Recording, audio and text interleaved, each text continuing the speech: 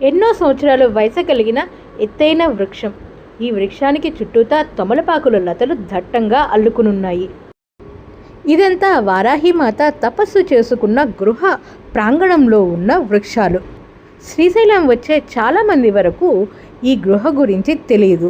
ఈ గృహ వద్దే ఉంటూ నిత్యం అమ్మవారిని సేవించుకునే సాధు మహారాజ్ వారిని అడిగితే ఈ గృహ గురించి చాలా విషయాలు తెలిపారు. ఈ గృహకి స్టార్టింగ్లోనే ఇలాగా గణేశుల వారి విగ్రహం ఉంటుంది. ఇంకా ఆ లోపలే ఈశ్వరుడు, ఎదురుగా నందీశ్వరుల వారు, ఆ పక్కనే వారాహిమాత గంగమ్మ వారు కొలువై ఉంటారు.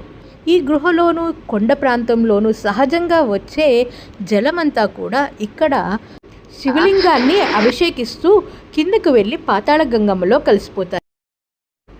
ఆధ్యాత్మిక సాధన చేసేవారికి, ప్రకృతి ప్రేమికులకి కూడా ఎంతో మైమరిపిప్ప చేసే ఈ ప్రాంగణానికి ఈసారి శ్రీశైలం వచ్చినప్పుడు వీలు చూసుకొని మీరు కూడా సందర్శించి వారాహిమాత కృపను పొందగలరు. ఫుల్ వీడియో కోసం రిలేటెడ్ వీడియోని క్లిక్ చేయండి.